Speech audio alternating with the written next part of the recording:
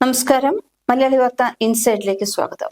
പതിനായിരക്കണക്കിന് പലസ്തീനികൾ തിങ്കളാഴ്ച മുതൽ ഗാസ മുനമ്പിലേക്ക് എത്തിക്കൊണ്ടിരിക്കുകയാണ്. ഒരു വർഷത്തിലേറെയായി വൃത്തിഹീനമായ കൂടാര ക്യാമ്പുകളിലും അഭയകേന്ദ്രങ്ങളിലും കഴിഞ്ഞിരുന്ന പലസ്തീനികൾ അവരുടെ വീടുകളിലേക്ക് ഇപ്പോൾ മടങ്ങുകയാണ്. പ്രാദേശിക സമയം തിങ്കളാഴ്ച രാവിലെ 7 മണി മുതൽ ഗാസ സിറ്റിയുടെ തെക്കുഭാഗത്തുള്ള സൈനിക മേഖലയായ നെറ്റ്സാരിം ഇടനാഴി എന്ന് വിളിക്കപ്പെടുന്ന ഭാഗത്തിലൂടെ പരിശോധനകളൊന്നുമില്ലാതെ കാൽനടയായി കടന്നുപോകാൻ പലസ്തീനികളെ അനുവദിച്ചിട്ടുണ്ട്. വാഹനങ്ങൾക്കായുള്ള ഒരു ചെക്ക് പോയിന്റ് പിന്നീട് ഒരു പരിശോധനാ സംവിധാനത്തോടെ തുറക്കേണ്ടതായിരുന്നു.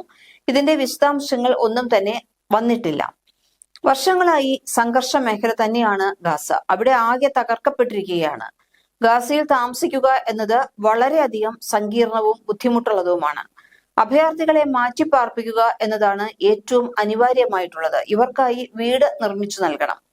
ഗാസയിലെ അഭയാർത്ഥികൾക്ക് ഒരു മാറ്റത്തിനായി സമാധാനത്തോടെ ജീവിക്കാൻ പറ്റുന്ന ഒരിടം കണ്ടെത്തേണ്ടതുണ്ട്. അവിടേക്ക് അഭയാർത്ഥികളെ മാറ്റിപ്പാർപ്പിക്കുമെന്നാണ് ട്രംപ് പറഞ്ഞിട്ടുള്ളത്. എന്നാൽ ട്രംപിന്റെ പ്രസ്താവനയെ എതിർത്ത് ഹമാസ് ഇപ്പോൾ രംഗത്തെത്തിയിരിക്കുകയാണ്.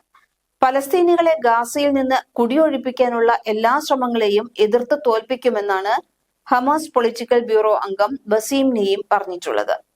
ഗാസയിലെ അഭയാർത്ഥികളെ ജോർദാൻ, ഈജിപ്ത് എന്നീ രാജ്യങ്ങൾ സ്വീകരിക്കണം എന്ന ട്രംപിന്റെ നിർദ്ദേശം ഈ രാജ്യങ്ങൾ പാടെ തള്ളിക്കളയുകയും ചെയ്തു. പലസ്തീനികളുടെ കുടിയിറക്കത്തിനെതിരായ നിലപാട് ഉറച്ചതാണെന്നും ജോർദാനികൾക്കും പലസ്തീനികൾക്കും ഉള്ളതാണെന്നും ജോർദാൻ വിദേശകാര്യമന്ത്രി ഐമാൻ സഫാദിയും വ്യക്തമാക്കി.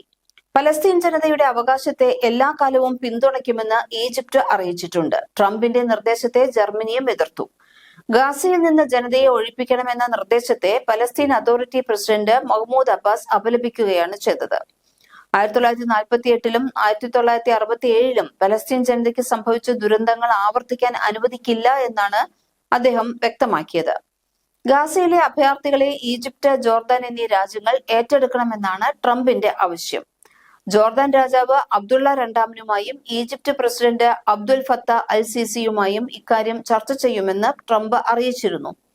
ഗാസയിൽ താമസിക്കുക എന്നത് വളരെ സങ്കീർണമാണ്. അഭയാർത്ഥികളെ മാറ്റിപ്പാർപ്പിക്കണം, ഇവർക്കായി വീട് നിർമ്മിച്ചു നൽകും എന്നൊക്കെയാണ് ട്രംപ് പറഞ്ഞത്. ഇതേസമയം അഭയാർത്ഥികളെ അറബ് രാജ്യങ്ങൾ ഏറ്റെടുക്കണമെന്ന ട്രംപിന്റെ പ്രസ്താവനയെ എതിർത്ത് ഹമാസ് തന്നെ രംഗത്തെത്തിയിട്ടുമുണ്ട്. പലസ്തീനികളെ ഗാസയിൽ നിന്ന് കുടിയൊഴിപ്പിക്കാനുള്ള എല്ലാ ശ്രമങ്ങളെയും, അത് ഏതു വിധത്തിലുള്ളതാണെങ്കിലും അതിനെയെല്ലാം എതിർക്കുമെന്ന് ഹമാസ് പൊളിറ്റിക്കൽ ബ്യൂറോ അംഗം ബസീം നെയ്യിം പറയുന്നു. നൂറ്റാണ്ടുകളായി നിരവധി സംഘർഷങ്ങൾ നടക്കുന്ന പ്രദേശമാണ് ഗാസ. നിരവധി പേരാണ് മരിച്ചു വീണിട്ടുള്ളത്. ആകെ തകർക്കപ്പെട്ടിരിക്കുന്ന ഇവിടെ ആളുകൾ ജീവിക്കുന്നത് വളരെ സങ്കീർണമായ അവസ്ഥയിലും തന്നെയാണ്. ഗാസ നാശം നേരിട്ടപ്പോൾ 46,000 പേർ കൊല്ലപ്പെട്ടിട്ടുണ്ട്. ഇതിൽ 90% ജനങ്ങളും കുടിയിറക്കപ്പെടുകയും ചെയ്തു. 2023 ഒക്ടോബറിൽ ആരംഭിച്ച യുദ്ധസമയത്ത് ഹമാസ് ആയിരക്കണക്കിന് ആളുകളെ റിക്രൂട്ട് ചെയ്യുകയും പരിശീലിപ്പിക്കുകയും ചെയ്തിട്ടുണ്ട്. ജനുവരി 14-ലെ തന്റെ അവസാന പ്രസംഗത്തിൽ മുൻ US state secretary Antony Blinken പോലും പിന്തുണച്ചതായാണ് ലണ്ടൻ ആസ്ഥാനമായുള്ള അറബിക് പത്രമായ അഷറഫ് അൽ-ഔസത്ത് റിപ്പോർട്ട് ചെയ്തത്. വെടിനിർത്തലിനെ തുടർന്ന് ഹമാസ് ആയിരക്കണക്കിന് പോലീസ് ഉദ്യോഗസ്ഥരെ പുനർവിന്യസിക്കാനും നാശത്തിനിടയിലും സ്കൂളുകളെല്ലാം വീണ്ടും തുറക്കാനുമുള്ള പദ്ധതികൾ പ്രഖ്യാപിച്ചിട്ടുണ്ട്.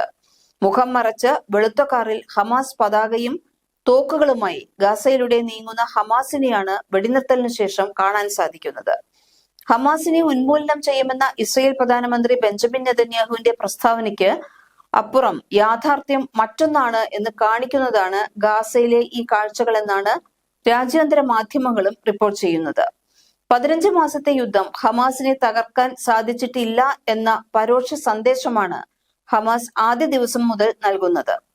വെടിനിർത്തലിന് ശേഷം ഹമാസ് സർക്കാർ നിയമപാലനത്തിൽ കാര്യമായി ഇടപെടുന്നുണ്ട് എന്ന് ഗാസയിലെ താമസക്കാരും ശരിവെച്ചു. പോലീസ് സേനയെ നഗരത്തിലേക്ക് എത്തിച്ചും ഗതാഗതം നിയന്ത്രിച്ചും എയ്ഡ് ട്രക്കുകൾ സംരക്ഷിക്കുന്നതിനും എല്ലാം ഹമാസിന്റെ ഇടപെടലുകൾ ഉണ്ട് എന്നാണ് ഗാസയിലെ താമസക്കാർ പറയുന്നത്. 85% സ്കൂളുകൾ ഇപ്പോൾ നിലവിലില്ല. എങ്കിലും സ്കൂളുകൾ ഉടൻ തുറക്കുമെന്ന് ഇന്നലെ ഗാസയിലെ വിദ്യാഭ്യാസ സമ്പ്രദായം പ്രഖ്യാപിച്ചിട്ടുണ്ട്. 6,000 ഹമാസ് പോലീസ് ഉദ്യോഗസ്ഥരെ സ്ട്രിപ്പിലുടനീളം വിന്യസിച്ചിട്ടുണ്ട്. ചുമതലയുള്ള എല്ലാവരോടും അത് വ്യക്തമാക്കുകയും അവിടെ ഉണ്ടെന്ന് സൂചന നൽകുകയും ചെയ്യുന്നുണ്ട്. കഴിഞ്ഞ 15 മാസമായി ഹമാസിനെ സൈനിക മാർഗങ്ങളിലൂടെ തകർക്കുന്നതിൽ ശ്രദ്ധ കേന്ദ്രീകരിച്ച ഇസ്രയേലിന്റെ തന്ത്രം അതിന്റെ ലക്ഷ്യം നേടിയിട്ടില്ല എന്നുള്ളതിന്റെ ഉദാഹരണമാണ് ഇത്. ഒരു വർഷത്തിലേറെയായി ഇസ്രയേൽ ഗാസയിൽ നിരന്തരമായ ആക്രമണം നടത്തിക്കൊണ്ടിരിക്കുകയാണ്. ഹമാസിന്റെ ഒളിത്താവളങ്ങളിൽ ആക്രമണം നടത്തുകയും നിരവധി ഉന്നത ഉദ്യോഗസ്ഥരെ ഇല്ലാതാക്കുകയും ചെയ്തു.